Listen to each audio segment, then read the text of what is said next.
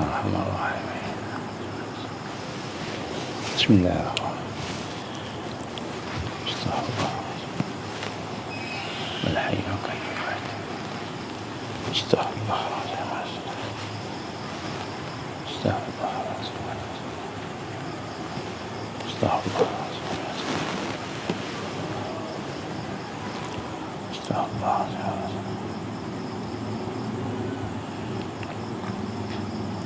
Astaghfirullah. La ilaha illallah. La ilaha illallah.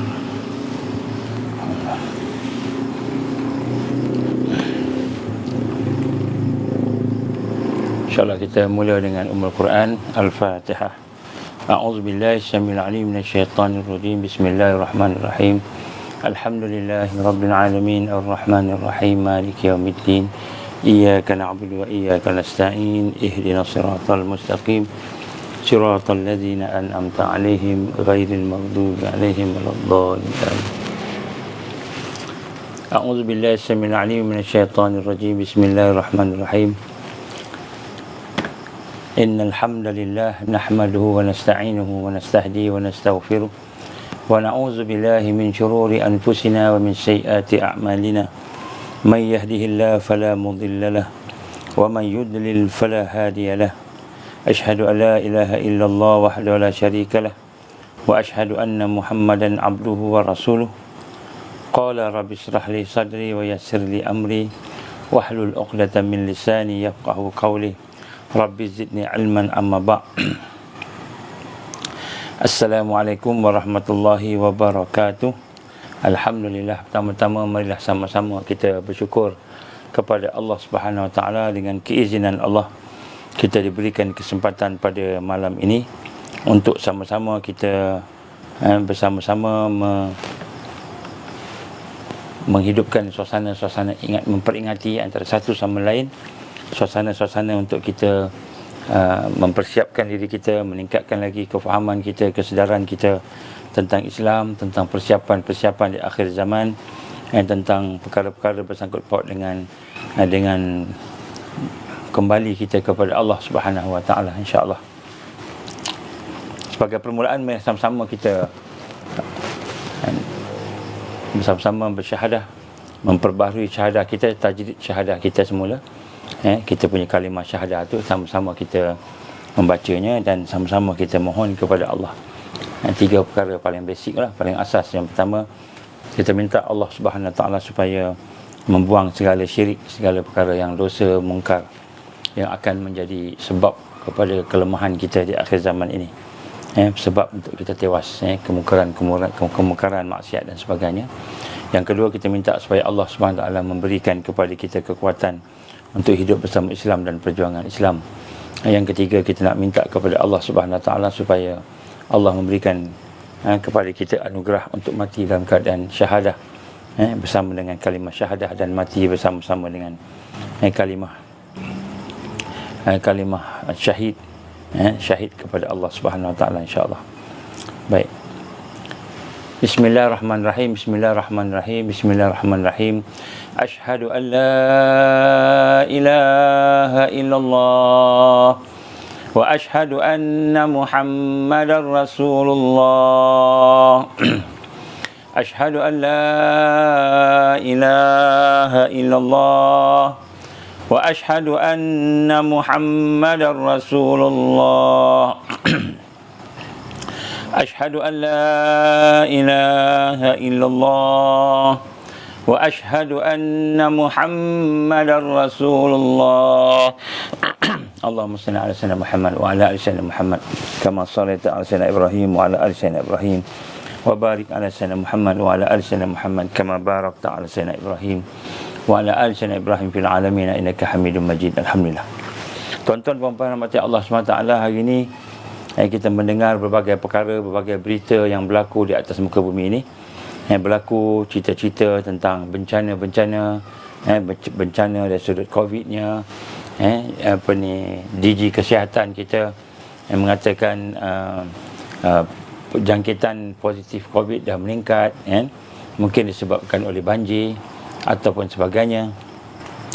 Dan kemudian kita mendengar pula bagaimana keadaan mangsa-mangsa banjir, saudara-saudara kita masih lagi dalam keadaan kesusahan, masih lagi sebahagian daripada mereka sedang struggle untuk mendapatkan bantuan dan perkhidmatan. Dan alhamdulillah, kita bersyukurlah di sebalik kesusahan itu ada kawan-kawan kita, sahabat-sahabat kita, NGO-NGO yang ada membantu mereka, sama ada cara langsung atau cara tidak langsung.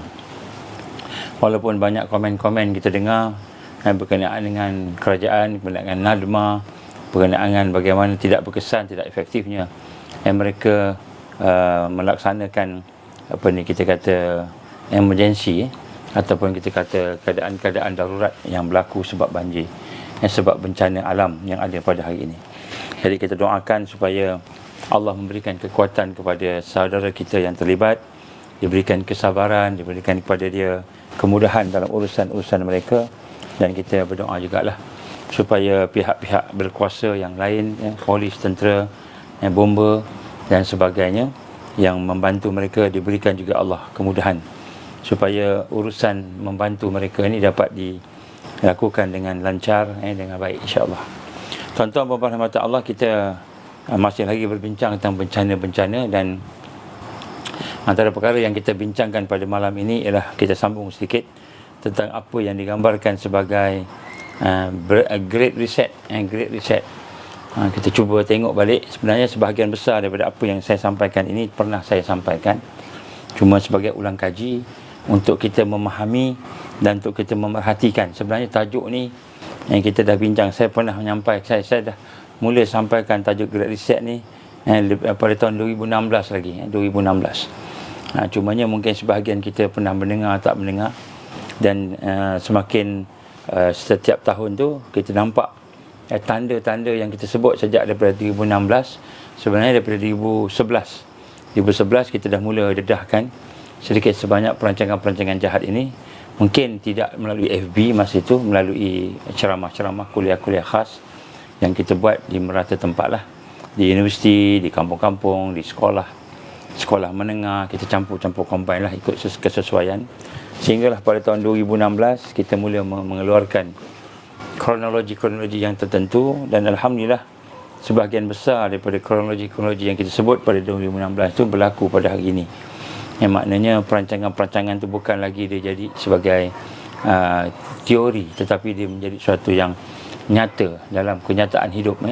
Jadi kita dah bincang dah sejak tahun 2016 lagi, dan sekarang dah 2021 nak masuk 2022, dan kita nak ulang kaji semula supaya kita boleh melihat dan mempersiapkan diri kita dengan perkara-perkara tersebut. Yang pertama sekali tuan-tuan, sebagaimana yang saya sebut pada semalam dan juga pada kuliah-kuliah yang lain, menggambarkan bahawa sesungguhnya ada orang yang merancang untuk menghapuskan ataupun merosakkan kita kata Islam terutamanya, dan juga kebenaran Allah Subhanahu Wa Taala. Ada musuh, kita ada musuh, dan musuh itu sentiasa tidak berhenti-henti untuk menyerang dan memerangi orang yang beriman. Malahan semakin lama semakin kuat kerana mereka sedar bahawa alam ini tidak lama dah akan kiamat. Manusia sampai ke hujung kepada kehidupan zaman, dan sebelum masuk kepada zaman yang lain, iaitu yaumul akhirah, hari-hari akhirat, maka mereka kena mempercepatkan. Siapakah mereka itu? Tidak lain ialah iblis. Iblis yang merupakan ketua kepada segala kerosakan yang ada. Jadi mereka ni merancang satu demi satu, dan di belakang iblis itu ada perkara-perkara yang kita nampak pada hari ini berlaku secara langsung, secara terang. Baik. Yang kedua, kita nak sama-sama meyakini, terutamanya kepada para ulama, para alim ulama, terutamanya kepada para umara, mereka yang memimpin masyarakat dan rakyat, supaya mereka ada pengetahuan tentang perkara ini. Kerana sekiranya mereka tidak memahami akan hakikat ini, perkara serangan-serangan, perkara peperangan, perkara permusuhan yang digambarkan oleh Allah Subhanahu Wa Taala sendiri, yang akan berlaku, yang sedang berlaku, yang sentiasa berlaku. Allah gambarkan kamu akan jumpa dengan makhluk manusia yang paling jahat, asyadun nas adawah Adawah ni bermusuh. Amat ketat permusuhan mereka kepada orang beriman, iaitu al-Yahud wallazina asyraku, iaitu mereka yang bernama Yahudi, Zionis, dan juga mereka yang mensyirikkan Allah. Jadi Allah sebut dalam Quran tentang mereka. Jadi oleh itu kita hendaklah sama-sama merasakan bahawa apa yang berlaku di hadapan kita ini bukan hanya sekadar perkara yang tidak sengaja, coincident, tetapi merupakan perkara yang dirancang oleh mereka yang mempunyai niat buruk terhadap orang-orang yang beriman. Allah gambarkan wallazina amanu, iaitu mereka yang memusuhi orang beriman. Jadi insya-Allah semalam kita dah bincang tentang sedikit sebanyak tentang Great Reset ni, dan insya-Allah kita telah pun membawa kepada tuan-tuan, saya telah membawa kepada tuan-tuan bahawa Great Reset ini bukanlah satu perkara yang teori lagi, kerana telah pun disebut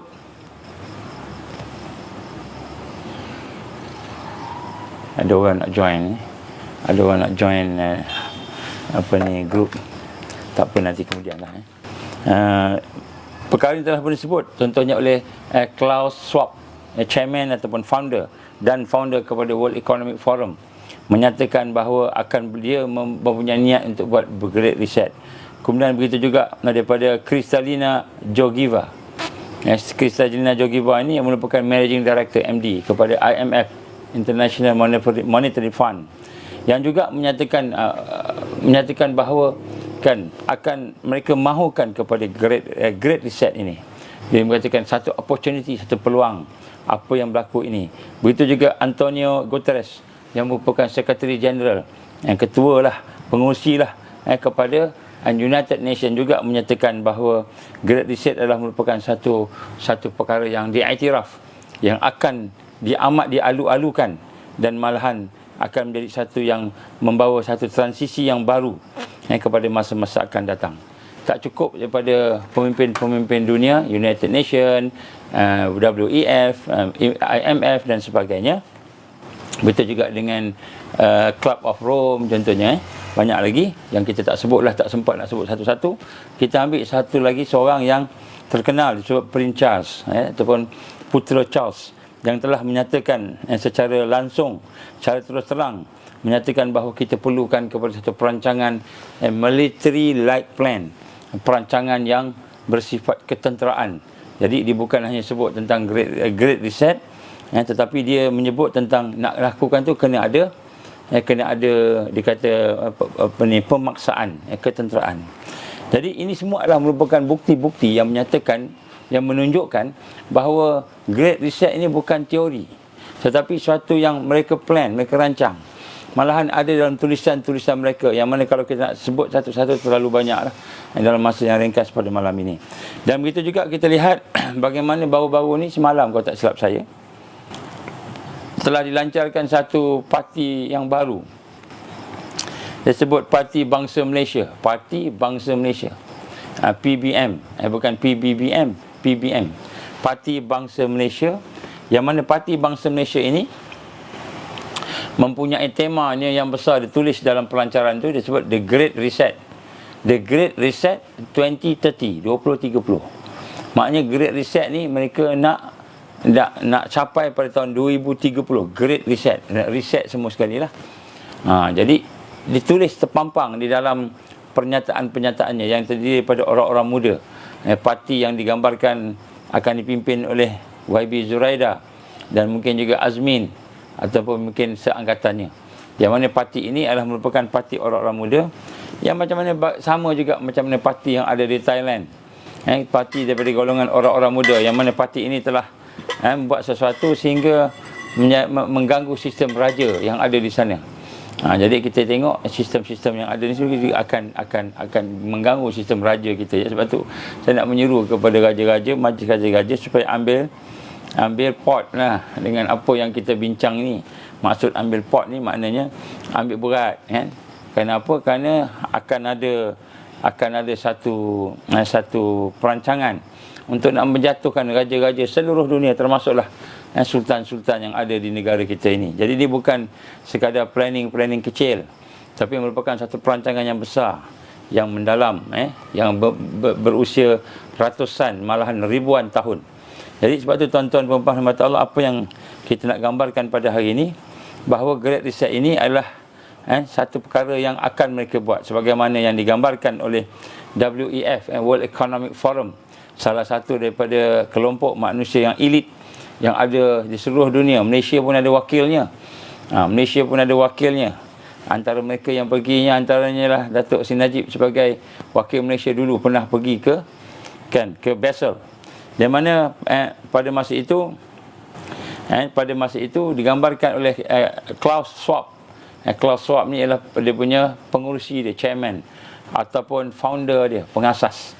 Dia kata apa? Now is the time for great reset. Now is the time for great reset. Dia umumkan pada tahun 2020.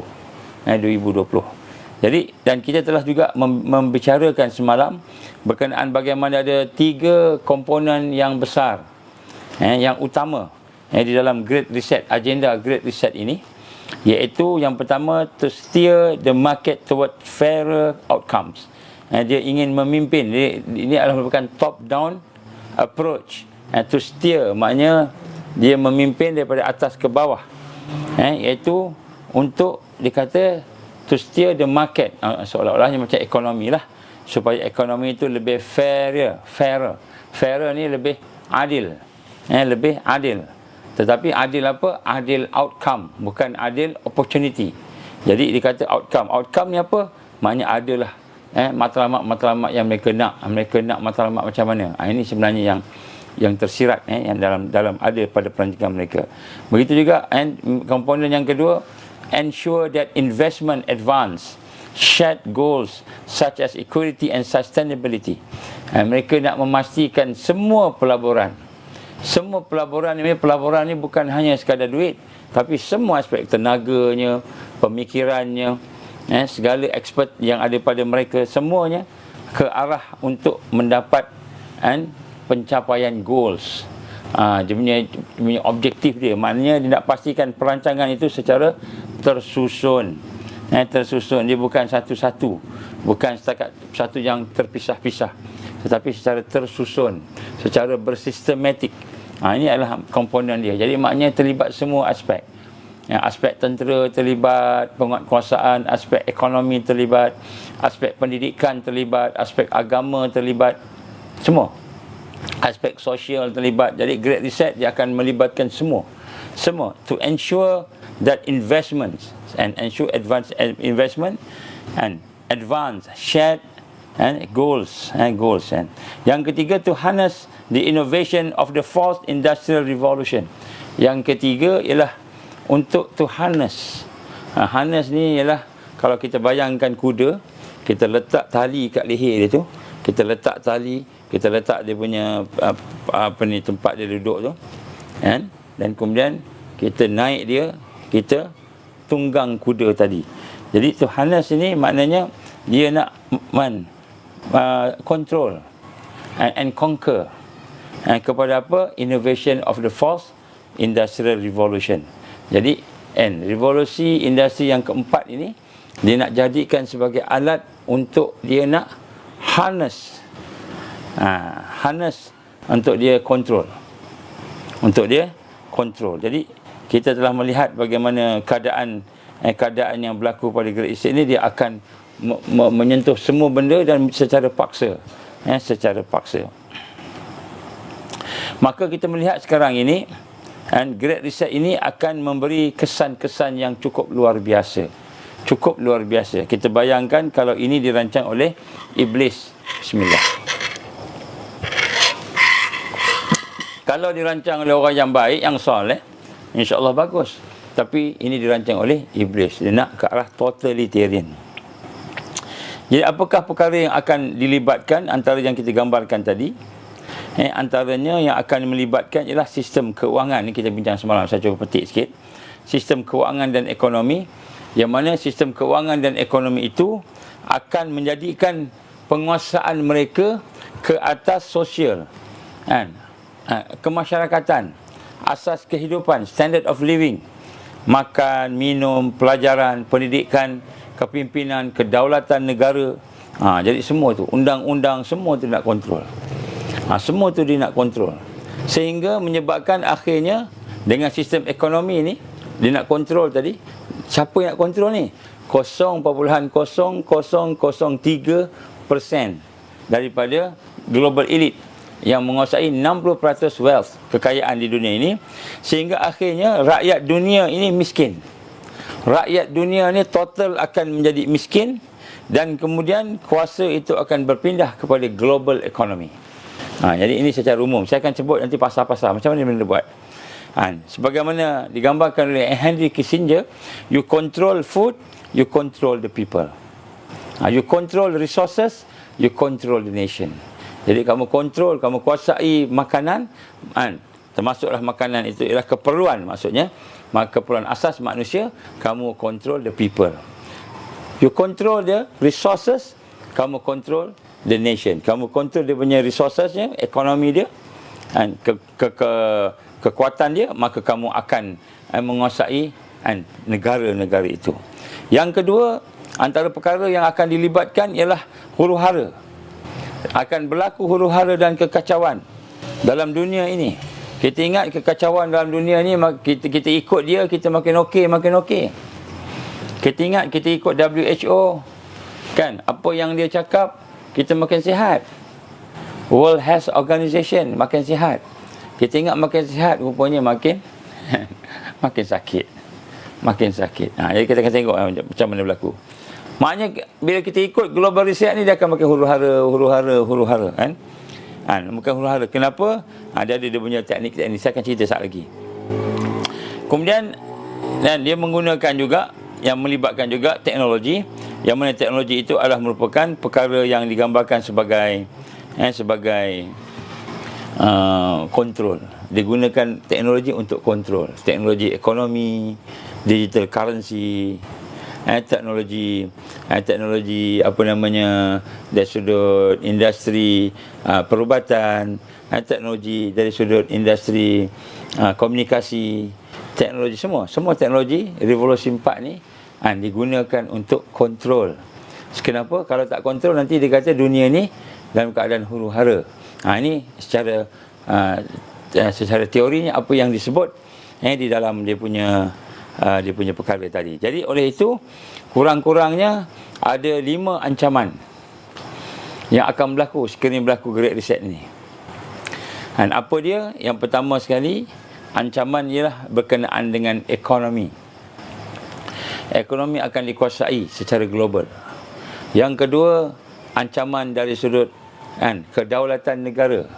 Kedaulatan negara pun akan dikuasai, akan terancam. Kita ingat baguslah benda-benda ni rupa terancam. Yang ketiga, dari sudut keselamatan dan human right. Kita kata hak-hak manusia. Kita ingat hak manusia rupanya makin kelang kabut juga. Keempat, dari sudut undang-undang, keadilan, kelestarian hidup sejagat. Dari sudut undang-undang, macam mana nak meneruskan kehidupan. Yang kelima, dari sudut pendidikan dan budaya. Pendidikan budaya pun dia nak kacau juga. Yang keenam, dari sudut alam sekitar, green regime pun dia akan kacau juga. Itu dan kemanusiaan dia akan kacau juga. Kemudian selepas itu yang akhir, yang ketujuh, saya tujuh bukan 5, 7, iaitu one world belief, keagamaan dan kepercayaan. Jadi semua dia akan masuk semua sekali. Jadi inilah yang digambarkan oleh Rasulullah sallallahu alaihi wasallam daripada hadisnya daripada Abu Sa'id Al-Khudri radhiyallahu anhu. Nabi Muhammad sallallahu alaihi wasallam telah bersabda, kamu benar-benar akan mengikuti jalan orang-orang yang sebelum kamu, sejengkal demi sejengkal, sehasta demi sehasta, sehinggalah jika mereka masuk ke dalam lubang biawak, kamu pun akan memasukinya. Kami di kalangan sahabat bertanya, ya Rasulullah, apakah mereka Yahudi dan Nasara? Maka baginda sallallahu alaihi wasallam menjawab, siapa lagi kalau bukan mereka? Jadi inilah antara perkara-perkara yang berlaku sekiranya berlaku Great Reset ni. Maknanya kita ni digambarkan akan ikut sahaja apa yang dibawa oleh mereka, apa yang dibawa oleh mereka. Jadi bagaimana mereka nak melakukan Great Reset ni? Jadi kita akan tengok sedikit, kan, bagaimana mereka akan melakukan Great Reset. Sebenarnya saya ada bagi satu tajuk. Tajuk itu ialah berkenaan dengan peranan atau plan perancangan Dajjal, Al-Masih Dajjal yang menakutkan. Saya pernah pergi tajuk itu sebelum ini, dan daripada perancangan Dajjal itu kita melihat bagaimana saya juga telah memberikan kepada tuan-tuan dan puan sebelum ini dalam kuliah-kuliah sebelum ini berkenaan dengan agenda 21. Agenda 21, yang mana agenda itu salah satunya ialah untuk melahirkan totalitarian control, total control. Total control antaranya juga termasuklah population control. Saya pernah sampaikan kepada tuan-tuan sekalian, dan bagaimana mereka melaksanakan agenda-agenda tersebut. Sebenarnya panjanglah kalau saya nak bagi nak cakap semula, kan, apa yang saya telah sampaikan ini, termasuklah juga bagaimana mereka ni sentiasa dalam keadaan memerangi kita. Tetapi saya ingin cuba rumuskan, cuba ringkaskan di sini sebagai satu peringatan kepada kita untuk kita sama-sama tengok apa yang mereka lakukan, apa yang mereka sedang lakukan. Yang pertama sekali, untuk melaksanakan Great Reset ini, yang pertama sekali mereka mesti menguasai emosi. Sebab kita tahu dalam Al-Quran Allah gambarkan perkara yang menyebabkan berubahnya seseorang itu daripada baik kepada buruk atau buruk kepada baik ialah hati, apa yang ada di dalam jiwa. Innallaha la yughayyiru ma biqaumin hatta yughayyiru ma bi anfusihim. Sesungguhnya Allah tidak akan merubah sesuatu kaum itu daripada baik kepada buruk, ataupun ayat yang lain buruk kepada baik, sehinggalah mereka merubah apa yang ada di dalam diri mereka. Maka di sinilah kita lihat bahawa apa yang berlaku pada hari ini, sebenarnya mereka nak menyentuh emosi kita. Apakah peluru yang mereka gunakan? Peluru yang mereka gunakan ada dua jenis peluru yang besar. Yang pertama untuk fasa pertama ni. Fasa pertama ni ialah pelurunya digunakan ialah dipanggil to create fear. To create fear. To create fear, menimbulkan ketakutan. Menimbulkan ketakutan. Sebab itulah di dalam mereka nak melaksanakan Great Reset ini, mereka nak ubah daripada satu keadaan yang ada di dunia ini kepada satu keadaan yang baru, iaitu Dajjal akan menguasai, Iblis akan menguasai sepenuhnya. Maka untuk mengubah sistem, maka kita kena buat threat dulu. Dia kena buat simulasikan ancaman. Dia kata sekarang ni kita hidup di dalam keadaan diancam. Kita sedang diancam. Contoh, kita kata kita duduk dalam sebuah rumah. Macam mana kita nak ubah rumah ni? Great Reset ni maknanya nak ubah semua sekali. Semua sekali nak ubah. Jadi macam mana nak ubah rumah ni? Jadi strategi yang digunakan oleh Iblis ini ialah dia menyatakan bahawa rumah ni tak selamat. Rumah ni tak selamat. Rumah ni ada anai-anai dah makan kayu-kayunya. Mungkin ada keadaan tanah runtuh. Maknanya ada aliran air di bawah tanah menyebabkan tanah akan menjadi mendak dan runtuh. Rumah nak runtuh. Jadi untuk nak menjadikan seseorang itu berpindah rumah, bismillah, ataupun untuk tukar rumah, tak duduk dah situ, atau bina rumah baru, mestilah ada threat. Jadi sistem yang kita hidup hari ni ada threat, ada ancaman. Maka dia kena buat ancaman. Dia kena create threat. Ancaman-ancaman itu. Kenapa dia create threat itu? Dia create threat itu dalam rangka untuk dia menimbulkan ketakutan. Ketakutan kepada seseorang yang ada di rumah tersebut. Jadi sebab itu tuan-tuan, dia cara kaedah Iblis ni senang aja. Dia menimbulkan ketakutan. Ketakutan. Jadi dengan ketakutan tu kita pun bertindak berdasarkan emosi yang takut tadi. Sebab tu kalau ada orang tanya kat saya, kan, boleh tak kita nak ikut orang yang bermimpi? Mimpi, kan, ikut mimpi. Jadi mimpi ni kita kena tengok adanya daripada Allah, adanya daripada diri kita sendiri, adanya daripada syaitan. Apa beza dua tiga ni? Kan, mimpi daripada Allah dia akan melahirkan ketenangan. Mimpi yang diikat dengan Allah, ketenangan. Walaupun mimpinya tu mimpi yang menakutkan. Contohnya Allah tunjukkan kepada kita mimpi peperangan. Peperangan. Kan, mimpinya peperangan. Tapi dalam mimpi itu Allah menunjukkan kekuatan sehingga kita boleh menang. Jadi kita rasa tenang. Macam mana Nabi SAW mimpi tentang di malam sebelum perang Badar. Mimpi tentang peperangan. Tapi dalam mimpi itu bukannya Allah bagi nampak orang Islam tak ramai, orang musyrikin ramai, tapi Allah memperlihatkan kekuatan yang ada sehingga akhirnya orang Islam akan menang. Jadi mimpi itu membawa ketenangan. Jadi mimpi daripada Allah ialah membawa ketenangan. Mimpi daripada kita macam mana pula?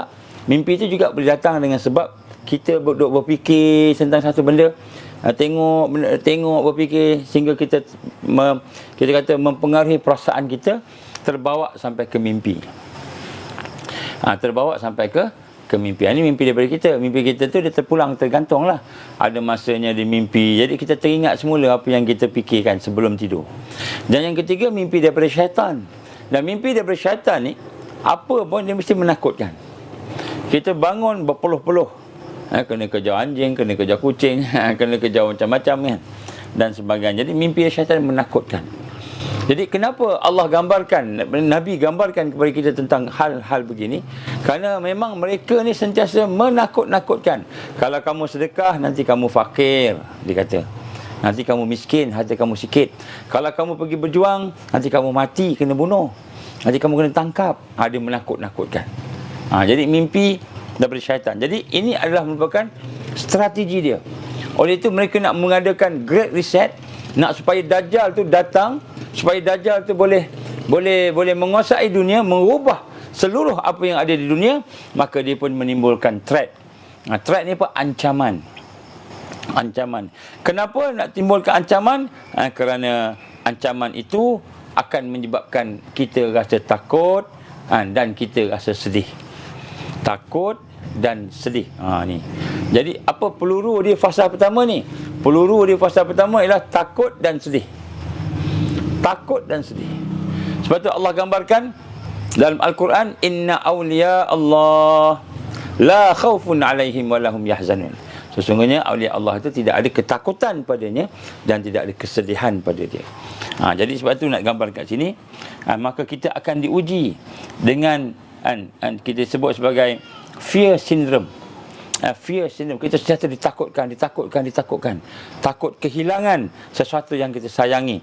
Harta kita, anak-anak kita, pekerjaan kita, kesihatan kita, ekonomi kita, nyawa kita. Dan inilah sebenarnya penyakit al-wahnu, hubbud dunya wa karihatul maut. Kamu cinta dunia dan kamu benci kepada kematian. Jadi yang pertama sekali, senjata, peluru yang digunakan tu ialah al-khawf, takut. Jadi sebab itulah, inilah merupakan satu fitrah yang ada pada manusia, kelemahan manusia. Dia menggunakan takut. Sebab itu disebut culture of fear. Culture of fear itu satu budaya takut, menakutkan. Dan dalam kajian yang dibuat oleh orang-orang bukan Islam, contohnya ramailah juga kita dapat sini, disebut fear ni, ketakutan tu adalah merupakan foundation of every government power. Maknanya kalau government tu nak menguasai rakyat dia, maka dia akan timbulkan ketakutan. Jadi rakyat akan takut macam itu. Jadi inilah merupakan senjata yang digunakan oleh apa yang digambarkan oleh iblis dalam kajian-kajian kita, dan menunjukkan bahawa ketakutan itu akan menyebabkan apa berlaku, akan menyebabkan kita ni ikut saja apa yang dibuat. Ini satu perkara yang kita nak kena faham. Jadi sebab tu fasa pertama di dalam Great Reset ini ialah dia akan simulate a threat. Dia akan memperlihatkan, mengadakan ancaman-ancaman untuk menimbulkan fear, ketakutan. Dan ketakutan manusia yang ada pada hari ini terputus daripada iman, terputus daripada Islam. Maka takut dia ialah kehilangan dunia. Kita takut kehilangan dunia. Contohnya takut kehilangan kesihatan kita, takut kena virus. Saya dapat satu clips video daripada salah seorang ustaz yang terkenal. Ustaz ni dia sentiasa, dulu dia banyak cakap cerita berkenaan dengan alam barzah, berkenaan dengan akhirat, berkenaan dengan padang mahsyar, berkenaan persiapan mati, mempersiapkan mati dan sebagainya. Maka di dalam klip video itu dia menyatakan kepada kita bahawa ambillah vaksin. Ini contoh. Ambillah vaksin. Kenapa? Kerana vaksin ini boleh menghalang daripada terkena virus, disebut macam itu. Menghalang daripada terkena virus, dia katalah. Kemudian dia kata ambillah vaksin supaya orang lain tak kena virus. Kita tak takutlah virus tu, tapi bila kita tak ambil vaksin, kita kena virus, kita menjangkitkan pada orang yang dah ambil vaksin pula, dia kata macam itu. Kalau orang tu dah ambil vaksin, kenapa nak takut dengan virus kalau dia boleh kebal daripada virus kan? Jadi dia kata ambillah vaksin, dan kemudian dia kata kerana ini adalah sebagai ibadah supaya kita boleh beribadah kepada Allah. Jadi saya nak kena betulkan sikit tanggapan ustaz ni. Dia menakut-nakutkan orang dengan kata bila ambil vaksin maka dia tidak terkena virus. Tak betul. Tak sama dengan kenyataan daripada KJ dan juga kenyataan daripada DG. DG, KJ. Jadi Dajjal kan. Jadi tak sama. Kenapa? Dia kata walaupun dah ambil vaksin, kita boleh kena virus. Sebab tu nak kena ambil dos ketiga pula. Dos ketiga pun tak menjamin. Jadi agamawan kita terperangkap. Dia kata apa? Kena ambil ni, kena ambil. Kenapa kata antivirus, kena virus, takut mati dan sebagainya. Saya minta maaf tuan-tuan dan puan-puan. Saya dengar video-video klip daripada ustaz-ustaz kita. Saya kata subhanallah. Mereka tak dapat maklumat yang sebenar. Mereka tidak dapat maklumat yang sebenar. Saya menyuruh kepada ustaz-ustaz yang nak tahu tentang pandangan tentang virus, biochemical, bioweapon, chemical weapon, insya-Allah hubungilah GPMC, hubungilah kami lah. Kita boleh bincang-bincang secara umum. Secara umum supaya kita nampak, kita bukan nak paksa ikut siapa dak Jadi maka yang pertama, fasa pertama untuk membina Great Reset ialah dengan menimbulkan ketakutan, to create a culture of fear. Jadi maka dia akan buat simulasi berkenaan dengan threat itu, ancaman itu. Maka terciptalah ketakutan demi ketakutan. Maka bermulalah antaranya sebagaimana yang digambarkan oleh Bill Gates pada tahun 2014, 2015. Bill Gates dah sebut dah. Dia kata apa? Senjata yang paling ditakuti akan datang, disebut dalam satu dia punya ceramah dia di TED. Dia kata apa? Senjata yang paling menakutkan pada masa akan datang ialah bioweapon, bioterrorism. Disebut bioweapon, bioterrorism. Bioweapon, bioterrorism, disebut begitu. Jadi bila disebut macam tu pada tahun 2014, 2015 disebut dah. Maka 2019 tiba-tiba berlakulah pandemik di China. Yang mana kita lihat dalam pandemik itu seolah-olahnya ramai yang mati. Kena jatuh. Dan kemudian selepas itu tak cukup dengan itu, dia merebak pula ke seluruh dunia. Virus itu merebak ke seluruh dunia dengan keadaan yang cepat. Dengan keadaan yang cepat. Yang virus yang mematikan disebut. Virus yang mematikan. Ada tak virus tu? Virus tu ada ke tak ada? Secara umumnya cakapnya ada. Kalau kita kata tak ada, dia marah. Kata ada, tak apa. Tapi virus tu macam mana? Maka virus itu kan, adalah virus yang dikatakan boleh membawa radang paru-paru, radang jantung. Dekat jantung ni boleh menyebabkan kita jadi asma, jadi sesak nafas, boleh jadi ni. Jadi macam-macam lah dia cerita tentang virus ni. Sedangkan tidak ada bukti. Minta tuan-tuan puan-puan tak payahlah sebut siapa ustaz tadi tu, saya tak sebut pun, kan, saya tak sebut pun. Tetapi siapa yang ustaz-ustaz yang nak dapat penjelasan tentang virus ni, bioweapon, chemical weapon, insya-Allah kita ada expert. Saya bimbang ustaz-ustaz punya credibility akan jatuh dengan sebab cakap sesuatu yang tidak mempunyai fakta.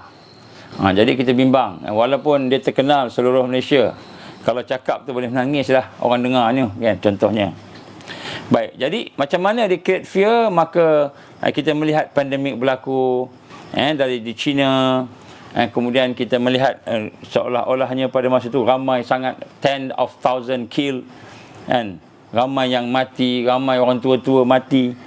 Kemudian tiba-tiba pula lepas tu daripada masa ke masa, and kes akan bertambah-tambah, death akan bertambah-tambah, kematian bertambah-tambah, kes bertambah. Dia bukan kematian, kes bertambah. Kes bertambah, kan.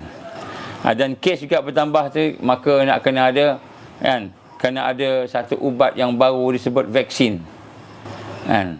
And vaksin inilah the only solution. The only solution. Nampak? Jadi vaksin ni pula the only solution. Kan? Daripada mula lagi. Maka seluruh dunia fokus kepada COVID-19.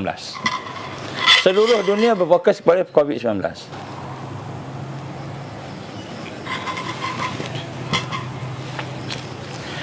And then as the result, panic. Semua panik. Semua panik.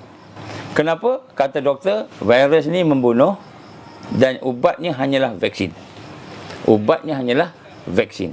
Jadi kenapa dia kata ubatnya hanyalah vaksin? Sebab vaksin tu sebenarnya, kan, dibuat dalam keadaan tidak menepati SOP dia, tak cukup pun syarat ni, dia lulus sebagai emergency authorization. Emergency use authorization, EUA. Jadi emergency use authorization ni dalam akta yang ada, yang bermula di Amerika, akta ni, bila dia kata kalau EUA ni, vaksin tu diluluskan atas dasar emergency use authorization, EUA, maka sekiranya vaksin itu tidak cukup lengkap, tak apa, boleh guna sebagai emergency, sebagai darurat disebut, maka kena guna. Dan kemudian selepas tu, EUA ni pula, akta ini, sekiranya ada ubat, tiba-tiba habatus saudah boleh menyembuhkan penyakit tu, corona ni, tiba-tiba ivermectin boleh menyembuhkan, tiba-tiba ada ubat lain boleh menyembuhkan, ataupun adalah sesuatu yang boleh menyembuhkan, maka EUA itu terbatal automatik. Ni akta tu. Jadi sebab tu sampai sekarang dia tidak iktiraf kepada mana-mana ubat. Saya bukan cakap pasal KKM ni, saya cakap pasal perancangan Great Reset. Jangan salah sangka. Jangan salah sangka. Saya tak cakap pasal KKM. Tapi kalau KKM makan lada, dia terasa pedah lah. Saya nak sebut kat sini, ini yang kita kaji. Ini yang kita kaji. Maka dia menimbulkan threat. Dia menimbulkan ancaman. Bila ada ancaman, kita kena cari solusi dia. Apa dia punya penyelesaian dia? Penyelesaian dia bukan kita. Penyelesaian top down. Kan tadi sebut tadi, kan? Top down. Penyelesaian dia hanya daripada WHO saja. Penyelesaian dia. Macam WHO itulah raja kepada segala raja kehidupan ni. Macam dia saja yang pandai dalam hidup ni. Jadi WHO top down. Apa kata WHO? Kita kena selesaikan dengan vaksin. Dengan vaksin, maka vaksin saja. Maka dia buat masalah, threat, ancaman, maka dia juga buat solusi. Tuan-tuan dan puan, cuba fikir sungguh-sungguh. Kemudian apabila sudah ambil vaksin, berlaku juga general panic lagi. takut lagi. Kenapa? Yang kita ingat ambil vaksin dos 1, dos 2 selamat. Alhamdulillah, herd immunity dia kata. Herd immunity 80% dah selesai dah. 80% ambil dah selesai. 70% ambil dah selesai. Ini dah 90% lebih ambil, dia kata tak selesai-selesai, kena ambil booster pula dan dos ketiga. Maka setelah dia ambil dos ketiga pula, maka berlaku pula AFI ataupun adverse effect, kesan-kesan sampingan yang mendadak. Seperti yang paling teruk sekali ialah sudden death, kematian yang mendadak, tiba-tiba, sudden death. Maka kita melihat makin ramai orang terkena, kita panggil apa tadi, kesan sampingan. Makin ramai orang terkena sudden death, maka makin takut lagi. Makin takut. Bila ikut plan dia makin takut. Great Reset ni akan menimbulkan ketakutan. Makin takut. Bila tak nak ambil, saya dah ambil dos 1, saya dah ambil dos 2, sekarang saya tak nak ambil dah sebab saya dah sakit dah. Jantung saya dah sakit, mata saya dah sakit. Sebelum ni tak sakit, sihat. Maka tiba-tiba keluar pula Akta 342. Akta 342 yang nak memaksa orang ambil. Nak memaksa orang, padahal tu masih lagi trial. Kan? Masih trial lagi, masih lagi percubaan. Benarlah apa yang digambarkan oleh Rasulullah sallallahu alaihi wasallam. Hadis daripada Anas bin Malik radhiyallahu anhu menyebut bahawa Rasulullah sallallahu alaihi wasallam telah bersabda, saya baca maknalah, salah satu tanda akhir zaman adalah munculnya kematian secara mendadak, kematian secara tiba-tiba. Ini hadis riwayat At-Tabrani. Hadis riwayat At-Tabrani. Jadi Nabi kata apa? Salah satu tanda akhir zaman. Akhir zaman ni mana tak dekat-dekat sangat dah pun, kan? Iaitu berlakunya kematian yang tiba-tiba. Tuan-tuan, puan-puan, lepas ni kita akan nampak kematian yang tiba-tiba. Banyak kematian tiba-tiba lepas ni. Sekarang pun dah nampak dah. Seorang polis bertugas, sekarang nak masuk bank, tiba-tiba meninggal dunia. Seorang atlet, pemanah, sihat badannya, kuat badannya, boleh memanah, atlet, kan, tiba-tiba meninggal dunia. Tiba-tiba. Tengok, jantung. Ni pun jantung. Pemain bola sepak di Eropah terutamanya, kita mendengar banyak berita daripada sana, dan juga di sini mungkin ada tapi disembunyikan, kita tak tahu, kan? Tiba-tiba meninggal dunia. Padahal dia atlet, maknanya sihat, tentulah jantungnya telah diselidiki, dianalisa. Tetapi setelah dia mengambil suntikan-suntikan tertentu tadi, tiba-tiba meninggal dunia. Maka Nabi gambarkan salah satu tanda akhir zaman adalah munculnya kematian yang mendadak, kematian yang tiba-tiba. Jadi ini suatu yang menakutkan. Jadi bila mati pula, sebabnya apa? Sebabnya virus. Sebabnya jantung. Sebabnya mungkin blood clot yang ada di kepala, menyebabkan aneurism, pecah. Kita kata saraf pecah. Sebab ni, sebab tu, sebab ni, bukan sebab suntikan tadi. Sekarang ni kawan-kawan saya ada yang sakit kerana suntikan tadi. Pergi ke hospital, jumpa doktor pakar, bila tengok tak dapat kesan apa sebab dia. Kat mana, apa sebab sakit, tak dapat kesan. Jadi dia tak tengok sebab yang suntikan tu, dia tengok sebab lain, tak dapat kesan. Tuan-tuan penghormatan Allah, ini adalah fasa pertama. Jadi fasa pertama, Great Reset, dia menimbulkan ketakutan. Dan bukan saja ketakutan dari sudut kesihatan, akan ada juga ketakutan dari sudut bencana alam. Akan ada ketakutan dari sudut ekonomi. Akan ada ketakutan dari sudut peperangan. Akan ada ketakutan dari sudut jenayah. Jadi akan ada ketakutan merata-rata. Jadi bila ketakutan ni, maka rakyat, masyarakat akan melihat kita perlu kepada satu perubahan. Rumah dah tak selamat. Dia akan menggunakan pakar-pakar yang dikatakan kononnya pakar ni cakap ni, pakar ni cakap ni. Rumah tak selamat, arkitek cakap tak selamat rumah ni, engineer cakap tak selamat rumah ni, maka kita kena buat rumah baru. Inilah Great Reset. Inilah Great Reset. Dan sebab itulah sekarang ni ramai di kalangan kawan-kawan kita ni bukan anti vaksin. Tuan-tuan, saya bukan anti vaksin, tuan-tuan. Saya bukan anti vaksin. Saya pun belajar medical juga. Tuan-tuan rahmat Allah Subhanahu Wa Taala, medical engineering. Saya pun belajar juga bioengineering, saya belajar juga tentang ubat-ubatan ni, saya belajar biochemical, saya belajar. Dan nak sebut kat sini, kawan-kawan yang ada ramai di dalam kita hari ni pun sebenarnya telah ambil pun 2 dos, 1 dos, 2 dos. Cumanya bila ambil sakit dan tak sihat, mereka tak nak ambil dah 3 dos. Tapi bila tak nak ambil, nak kena pula 342. Akta 342. Jadi tuan-tuan rahmat Allah Subhanahu Wa Taala, nombor 1, mereka akan simulate a threat. Mereka akan mengajar threat ni banyak. Sebab tu hari ni kunci kita ialah jangan kita melihat sekitar yang ada di sekeliling kita ni, kemudian perkara yang berlaku di sekitar kita sama ada dalam bentuk penyakit ataupun dalam bentuk chemical weapon, bio weapon, ataupun dari sudut bentuk peperangan. Mungkin lepas ni peperangan di Laut Cina Selatan, ataupun dari sudut bencana alam. Tengok semua kesusahan-kesusahan. Yang pertama, kita jangan rasa takut dengan bencana yang ada di sekitar kita. Itu solusi dia nombor 1.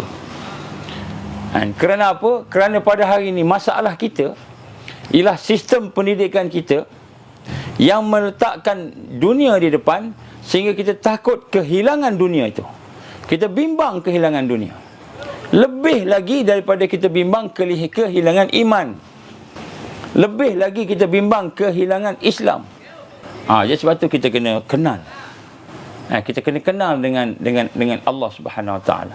Sebab tu Allah Subhanahu Wa Taala menggambarkan kepada kita di dalam surah Al-Fatir, innama yakhshallah min ibadihil ulama, innallaha azizun ghafur. Innama yakhshallah, sesungguhnya sebenar-benarnya orang yang bimbang, yang takut kepada Allah itu ialah daripada kalangan al-ulama. Ulama ni maknanya bukannya ustaz-ustaz, tak, orang yang ada ilmu, yang mengenal Allah. Dia ada ilmu. Pengajian Islam kat SPM dapat A. Masuk UIA, pengajian Islam UIA dapat A. Tapi tak kenal Allah. Maka dia masih takut lagi kehilangan dunia.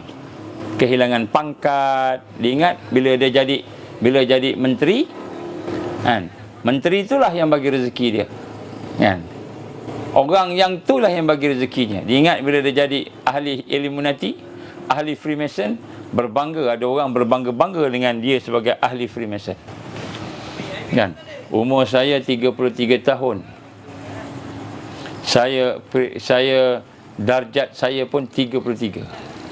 Ni 33 ni paling tinggi lah. Tuan-tuan, saya nak sebut kat sini.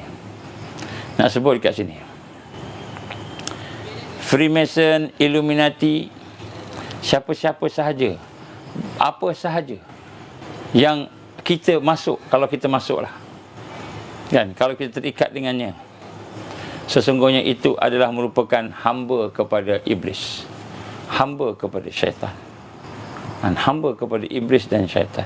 Janganlah kita berbangga-bangga.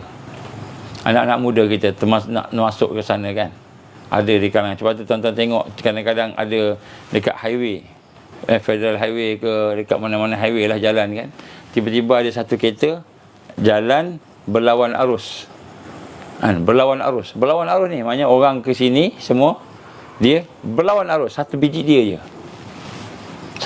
je berlawan arus. Jadi kita ingat mabuk. Tak mabuk. Rupanya itu salah satu ritual Freemason. Dia salah satu yang diarahkan. Kemudian ada yang diarahkan pula dengan untuk nak melakukan liwat. LGBT ni bukan berzina ni memang kena buat minum arak. dia ambil gambar dan sebagainya. Jadi sebenarnya tuan-tuan, bila kita belajar tentang mereka, kan, sebenarnya mereka ini adalah merupakan kan hamba syaitan. Dan hamba syaitan. Jadi sebab itulah pada hari ini kita akan diserang dengan ketakutan. Akan diserang dengan kebimbangan, kerisauan.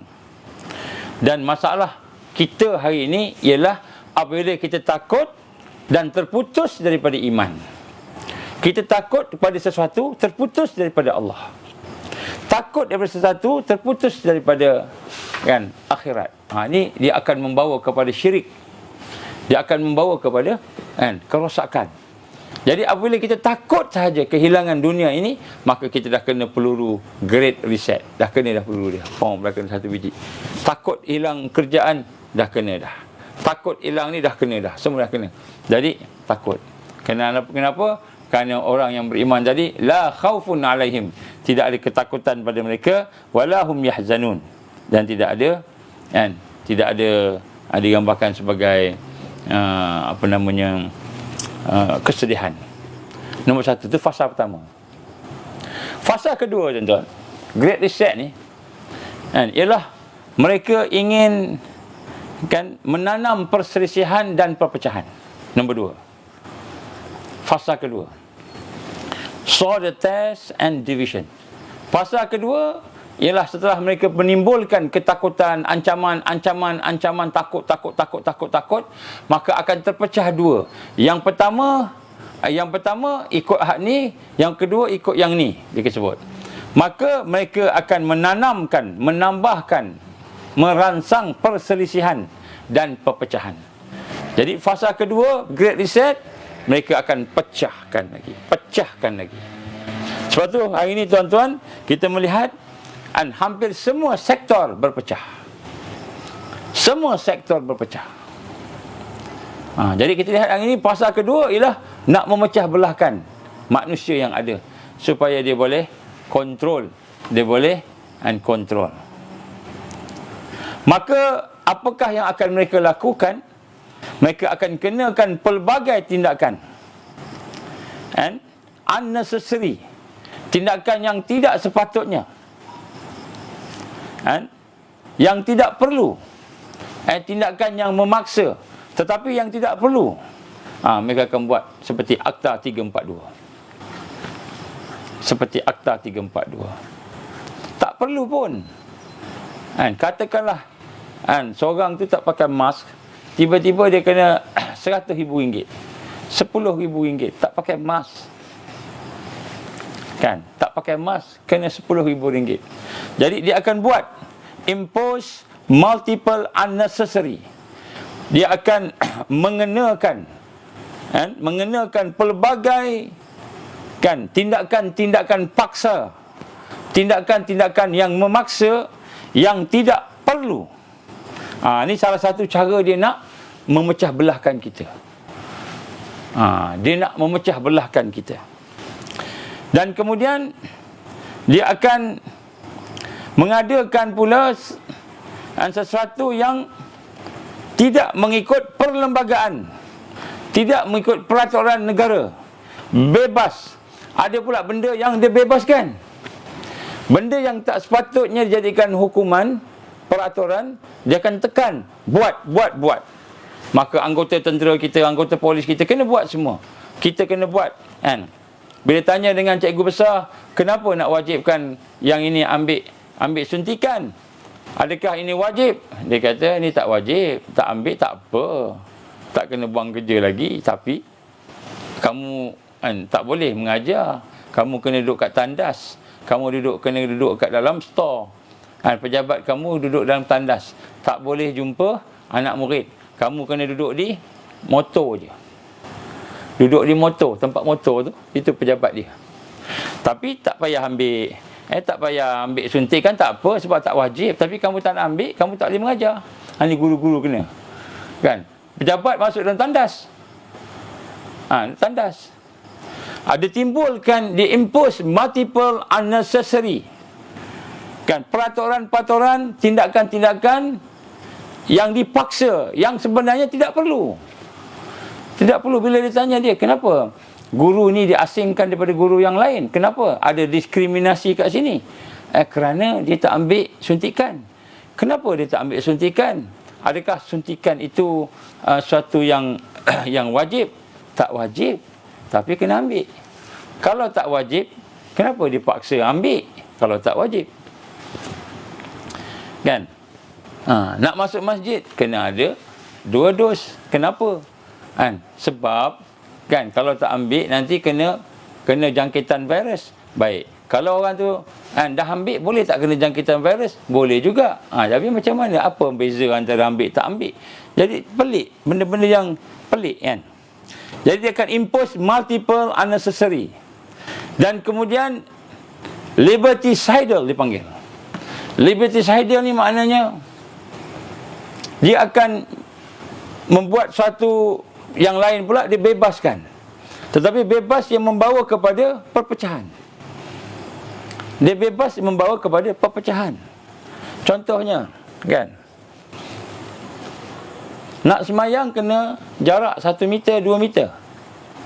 Duduk dalam katabang tak apa sebelah-sebelah. Kan? Bebas. Dalam katabang tak apa pula. Bebas. Kan? Kalau dalam tempat lain, kan? Tak apa pula rapat-rapat. Dekat sini tak boleh. Dia liberticidal. Maknanya kebebasan yang membawa kepada perpecahan.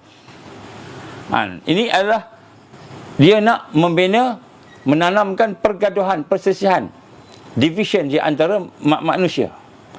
Sehingga mereka akan melakukan perkara yang tidak mengikut undang-undang, tidak berperlembagaan. Kita tanya, apakah ini ikut perlembagaan, ikut akta? Oh, rupanya tak ada.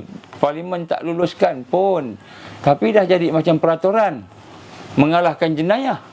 Jadi tidak ikut perlembagaan. Ini semua nak memecah belahkan umat. Kenapa? Kerana setengah orang dipegang dengan perlembagaan, setengah orang dia tak pegang. Dia main ikut aja, takut kan.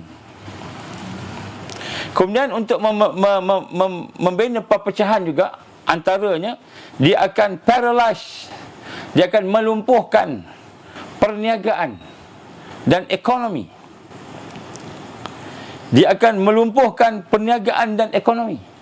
Jadi rupa-rupanya bila dia menghalang ekonomi berkembang, itu adalah salah satu daripada cara-cara mereka untuk mencipta division, mencipta perpecahan.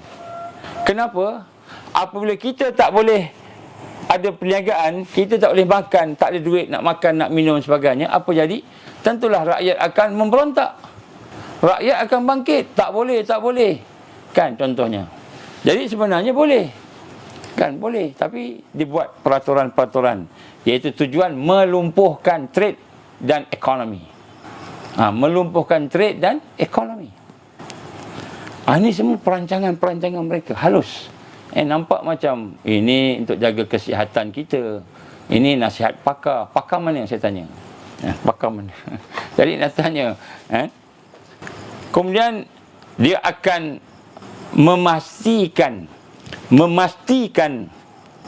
kan majoriti orang mengikut peraturan yang dibuat tadi, yang tidak ikut perlembagaan, yang unconstitutional, tidak ikut perlembagaan, yang tidak ikut tidak sepatutnya dibuat, peraturan yang melampau. Dia akan buat tadi sehingga dia akan melihat ramai orang yang akan submit, majoriti akan submit, ikut, kan? Dan kemudian akan berlakulah resistance, akan berlakulah penentangan daripada minoriti. So minoriti tak nak ikut, yang boleh berfikir tak nak ikut, kan? Yang boleh berfikir tak nak ikut. Saya tanya dengan seorang doktor pakar, kata kan, ada tak kajian yang menunjukkan bahawa pakai mask tu boleh menyebabkan kita tak kena virus? Dia kata tak ada. Tak ada. Habis kenapa kita pakai? Tak tahu. Dia pun tak tahu. Jadi ini bukan saya nak cakap apa ni. Nak cakap pakar-pakar kita ni. Sebab tu kalau ada ni, kita bolehlah adakan satu bentuk perbincangan kan. Perbincangan. Yang disebut kat sini, mereka akan melihat majoriti akan ikut peraturan yang gila tu, tak betul tu. Dan mereka akan melihat sebahagian daripada yang minoriti itu akan rebel. Ini berpecah, akan pecah. Jadi sebab tu dia gunakan ijma'. Dia kata ni ijma' ulama'. Ijma' ni kata majoriti cakap baik. Majoriti cakap baik. Apa maksud Ahlus Sunnah wal Jamaah? Ataupun apa maksud mereka yang berada bersama dengan kebenaran?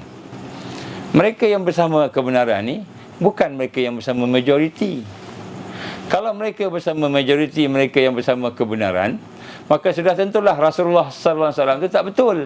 Sebab Nabi masa mula-mula dia mengajak tu, dia tidak ada benar, tidak ada majoriti pun. Minoriti je. Sahabat-sahabat Nabi minoriti. Jadi kita tak boleh ikut ijma' yang berdasarkan arus. Kita kena ikut ijma' yang berasaskan kepada takwa. Ijma' yang berasaskan kepada wara' dalam memberi hukum. Tak boleh kita macam itu. Ni ramai marah ni kalau saya cakap macam ni. Tapi nak sebut ni kita kena hati-hati. Saya cakap ni supaya kita berfikir semula. Berfikir semula. Contoh. Antara perpecahan yang akan dibuat oleh mereka ialah berkenaan dengan agama. Alhamdulillah baru-baru ni ada pertemuan dengan Jabatan Agama Islam Johor, berbincang-bincang dalam satu muzakarah. Alhamdulillah.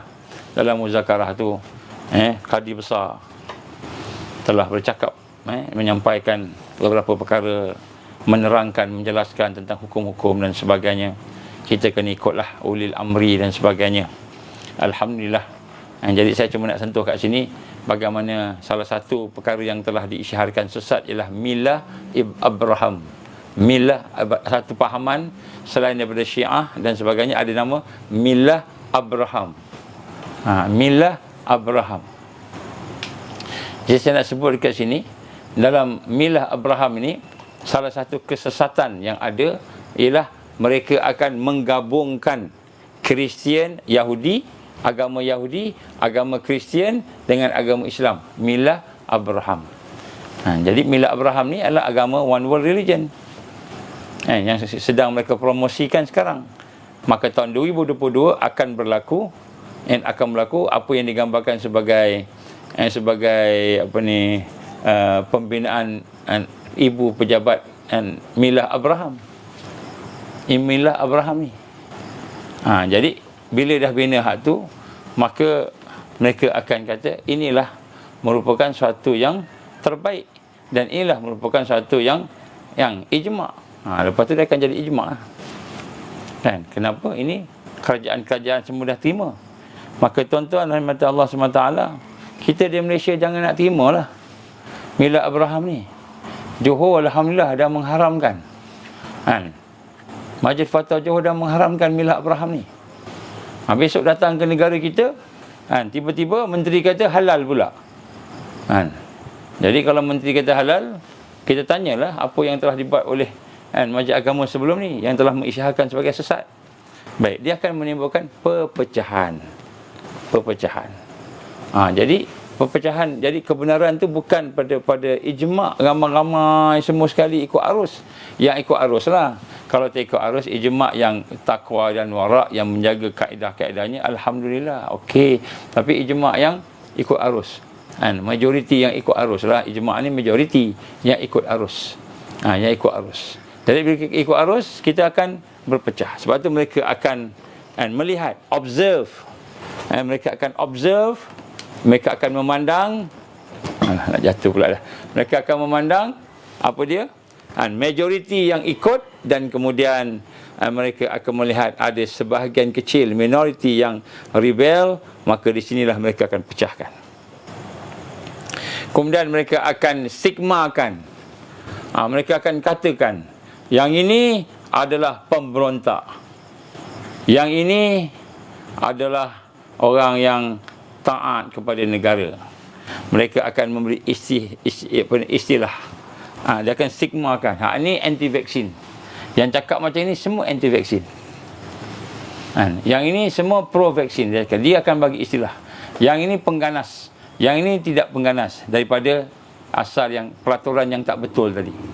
Peraturan yang tak betul tadi, dia akan buat stigma, dia akan labelkan, akan brandkan orang ni pemberontak, orang ni adalah pengikut setia, orang ni pengkhianat negara. Jadi yang dikatakan pengkhianat negara, pemberontak tu, itulah yang baik, kan?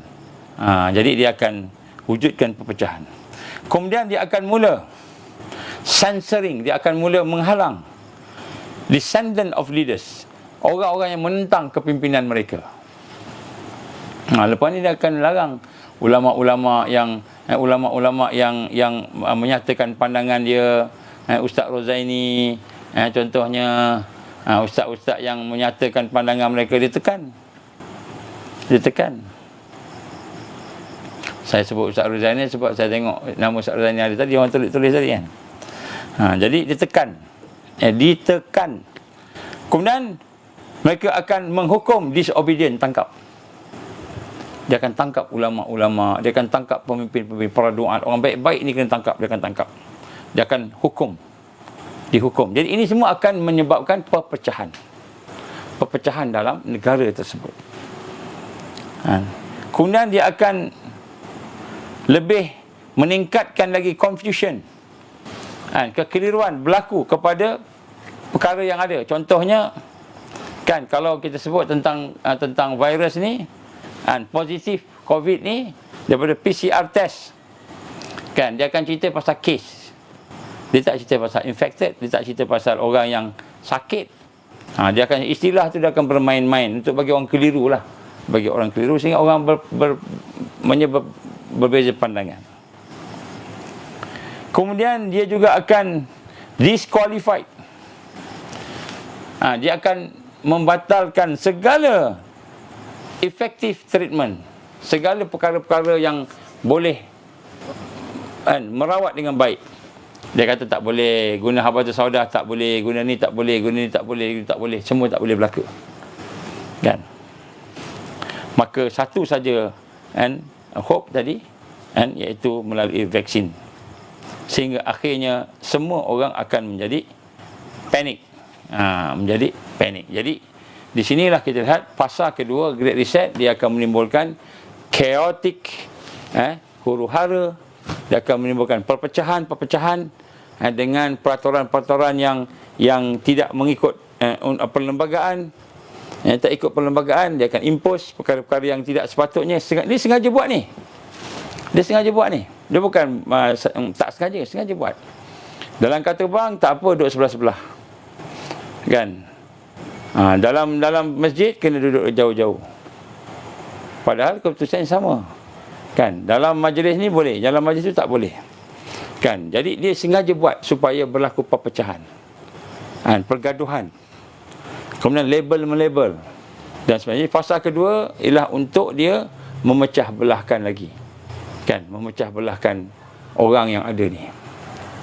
Fasa ketiga dalam Great Reset, dia akan menyemarakkan pengkhianatan. Dia akan menyemarakkan pengkhianatan dan memberikan penyelesaian pada masalah yang membawa kepada fatal, maut, membawa kepada kematian. Jadi dia akan menyemarakkan pengkhianatan. Maknanya orang yang mengkhianat ini akan lebih dibagi pangkat lagi, dibagi lagi jawatan lagi. Memang pengkhianat negara diangkat menjadi pemimpin. Ini fasa ketiga. Bila mereka dah mula berpecah tadi, maka fasa ketiga tu pengkhianat akan diberikan kedudukan yang tinggi dalam negara sebagai pemimpin, dan kemudian pengkhianat tersebut akan memberikan penyelesaian pada masalah yang ada tu, penyelesaian yang membawa kepada lebih buruk lagi. Antaranya kita nak sebut kat sini, di dalam menyelesaikan masalah apa yang kita kata tadi, masalah COVID tadi contohnya, kan, mereka menawarkan vaksin percuma. Ini saya dah sebut lama, ini saya ulang balik. Ini sebut lama ni, dulu ni. Sebelum 2019 lagi kita dah sebut dah. Kan, vaksin percuma dia akan bagi, ubat percuma lah. Kemudian dia akan menjanjikan protection, menjanjikan akan ada keselamatan. Kemudian dia akan kata kita akan kembali kepada asal, normal.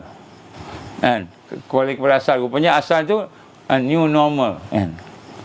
Kemudian dia akan kata kita ni nak kena capai herd immunity sebagai sasaran kita. Tiba-tiba bila dah sampai kepada herd immunity, dia kata bukan pula herd immunity. Kita nak pastikan semua full vaksin. Sebab orang dah terima vaksin, maka semua full. Dia kata gitu. Bukan lagi herd immunity. Dulu yang cerita pasal herd immunity, dia senyap dah. Kemudian apabila berlaku side effect, side effect, maka side effect itu akan dikatakan bukan side effect, tetapi adalah daripada sakit yang asal ada pada mereka. Jantung, ni masalah jantung ni. Ni masalah jantung, bukan injection. Dan kemudian apabila sampai satu ketika akan ada varian yang baru, natural mutation daripada virus, dia akan sebut ada kena ambil lagi vaksin lagi. Kemudian apabila ada tentangan daripada profesional health, doktor-doktor pakar kita, maka mereka dihukum. Dihukum, tak boleh dah nak mengamalkan illegal exercise of care and healing. Illegal exercise dia kata. Nak buat bekam darah, tak boleh dah bekam darah contoh. Nak besok tak lama lagi ada satu akta pula yang akan diimplement. Akta tak boleh dah baca ayat kursi, tak boleh dah baca ruqyah, tak boleh dah. Nak kena buat sekian. Menyebabkan berlakulah kekeliruan yang bertambah-tambah dan penganiayaan yang bertambah-tambah. Dan ini akan menyebabkan ramai di kalangan mereka yang rebel menentang tadi rasa apa? Rasa dah tak payahlah buat apa-apa, diam je lah macam itu. Tak payah lawan lah. Jadi fasa ketiga, dia akan buat sesuatu sehingga menyebabkan orang minoriti yang melawan tadi akhirnya give up, putus asa. Putus asa, tak mau dah buat benda tu. Ini fasa ketiga. Tapi dia dah pecah-pecahkan ni sehingga kan kita kata ramai di kalangan orang-orang tu bergaduh sampai peringkat dikata sesat. Sekarang ni dikata anti vaksin, lepas ni sesat pula. Ni ustaz ni sesat ni. Ustaz ni cerita pasal konspirasi, sesat. Ustaz ni cerita pasal Dajjal, sesat. Tak ada Dajjal. Mana ada Dajjal, dia kata. Tak ada Dajjal. Dajjal ni sebenarnya tak ada. Yang ada hanyalah sesat-sesat, dia kata. Maka orang ni pun disesatkan, kemudian dihukum, ditangkap sehingga akhirnya dia jatuh. Ini saya sebut perancangan mereka. Ini sejak daripada 2016 lagi kita dah sebut benda ni. Bukan saya baru cakap ni. Jadi sebelum benda ni saya nak sebut, saya ulang balik apa yang saya sebut dulu. Baik. Fasa ketiga. Fasa ketiga, kita mendapati pengkhianat akan bermaharjalela, dan solusi yang dibuat oleh pengkhianat tadi akan pengkhianat negara akan menjadi sesuatu yang memecahkan, menjadi maut, membawa kematian demi kematian. Jadi kematian apa dipanggil? Kematian Allahumma salli ala Muhammad. Tiba-tiba, secara mendadak, sudden death. Itu fasa ketiga. Dan fasa keempat, mereka akan memaksa bila kumpulan-kumpulan penentang ini telah mula senyap, diam, nak duduk kampung, nak duduk hutan, dia tak mau dah, tak boleh buat apa dah, maka fasa keempat dia akan membentuk sistem diskriminasi appetite. Dan dia akan mewajibkan vaccinated passport. Dia akan wajibkan. Jadi My Sejahtera akan jadi wajib, bukan lagi sunat. Macam sekarang sunat lagi. Kalau buat dapat pahala, tak buat dapat pahala, macam itu kan. Sunat lah pada kajian ni kan. Tapi dia akan jadi wajib. Voluntary plan untuk sementara saja. Dia akan impose sehingga kita semua akan ada vaccinated passport ataupun QR code ataupun ID. Akan ada ID masing-masing. Kenapa? Pada masa tu dah kan, mereka dah kuasai kepimpinan tadi. Maka mereka akan mengambil, kan, membuang hak-hak untuk bekerja. Orang yang tak ikut peraturan dia, maka dia akan ambil hak untuk bekerja, tak boleh bekerja dah. Ambil hak untuk study, belajar, tak boleh belajar dah. Kalau tak ambil ubat ni, maka tak boleh belajar, tak boleh bekerja. Tidak mendapat servis yang basic, servis yang asas, tak dapat kepada mereka yang tak ada QR code tadi, tak ada pasport tadi, vaksin tadi. Maka mereka akan lepas itu akan mengenakan pula bayaran untuk test. Sebelum ni test free je, kena bayar dah pula. Jadi dia akan ada, dipanggil digital control. Ini ialah penguasaan digital peringkat pertama. Peringkat pertama, apartheid system. Dia akan ada diskriminasi. Jadi sekarang ni kita di peringkat diskriminasi lah ni. Ni semua ke arah Great Reset. Kita semua ke arah Great Reset. Dan kemudian fasa kelima, dia akan membentuk satu masalah baru. Orang tak tahan, orang mengamuk, maka mereka akan stimulate chaos, huru-hara, dan kemudian dia akan membentuk huru-hara, dan kemudian dia akan melaksanakan undang-undang tentera. Macam mana dia nak melakukan ini? Tuan-tuan, kita ingat, kita yang ikut tadi dah ambil dos 1, dos 2, dos 3, dos 4, dos 5 masih hidup, ambil ikut tadi. Kita ingat kita dah okey dah. Rupanya tak. Dia akan exploit lagi, dia akan gunakan lagi. Satu, ke pengurangan makanan akan kurang, barang-barang baik, barang-barang akan kurang.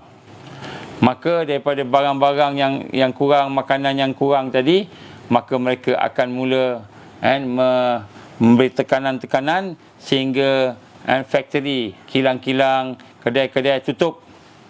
Kemudian number orang yang menganggur bertambah-tambah, explode. Kemudian mereka akan minta lagi, dosis akan tambah lagi, dosis lagi, dan kemudian kita akan melihat ramai orang-orang akan meninggal dunia, terutamanya old man, orang tua. Dan sehinggalah sampai akhirnya mereka akan impose digital identity. Semua orang wajib ada digital identity. Jadi IC kita tu dia akan jadi digital identity. Dekat situlah ada tarikh lahir kita, kita nak lesen pun kena ada digital identity, kita nak insurance health pun ada digital identity semua. Maka akhirnya maka mereka akan menegakkan martial law. Martial law. Jadi ini peringkat seterusnya. Martial law menggunakan apa nama kita panggil tadi, undang-undang tentera. Undang-undang tentera untuk establish apa dia? Untuk establish Great Reset. Ini fasa kedua, digital control. Fasa kedua. Fasa kedua ni maknanya dia dah paksa dah. Dah jadi undang-undang negara dah, tak boleh buat apa dah masa tu. Kemudian sampailah kepada fasa yang keenam, mereka akan kontrol kehidupan kita. Pada masa itulah mereka menawarkan, ni semua orang tak ada kerja dah, semua orang dah tak ada kerja, semua orang dah tak ada duit dah, semua orang dah tak ada apa-apa nak dapat, makan sebagainya. Maka dia menawarkan untuk melupuskan hutang dan menghapuskan ringgit Malaysia ataupun fiat money. Semua akan duduk di bawah complete digital. Tidak ada langsung ekonomi yang berbentuk fiat money ataupun dinar dan dirham. Tak ada. Dinar dirham akan jadi satu kesalahan. Fiat money akan jadi tidak berharga. Dan di sinilah mereka akan menguasai seluruh ekonomi. Dan bila dia mengaku menguasai seluruh ekonomi, dia akan menguasai setiap pergerakan kita. Setiap pergerakan kita. Kita keluar masuk beli apa sebagainya, kita akan duduk di bawah dia 100%. Ini fasa ke-6. Fasa ke-6. Fasa ke-7, mereka akan membina a new belief system.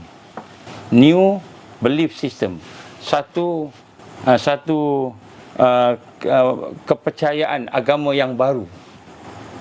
Kan, dipanggil one world religion, ataupun sebelum ni disebut new age religion. New age religion. New age religion. Kan, agama baru dunia. Jadi mereka akan memaksa pula belief system. Belief system dia akan paksa, akan satu sama sekali. Ini dah pecah ni. Hak ni dah pecah ni. Duhaimak ni. Duhaimak ni sampai sini ni. Fasa 7 ni. Fasa 7 ni. Jadi fasa 7 ni maknanya apa? Maknanya orang beriman, dia akan beriman, tak ada sikit pun nifak. Orang yang munafik kan, akan munafik, tidak sikit pun ada iman. Ini fasa ke-7.